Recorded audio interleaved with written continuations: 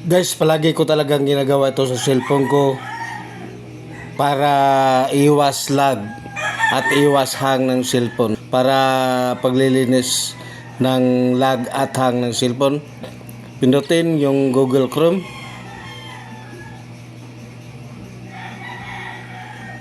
Pindutin po itong Google Chrome.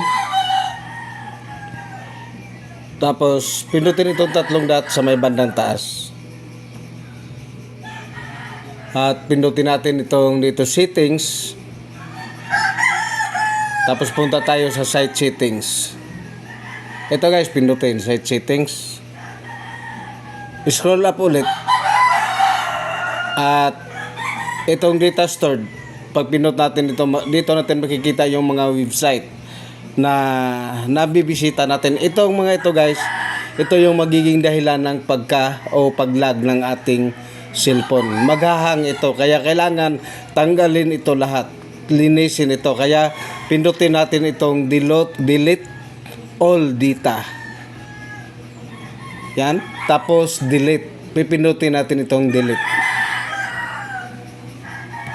Ayan na guys, nawawala na yung mga website na nabibisita natin.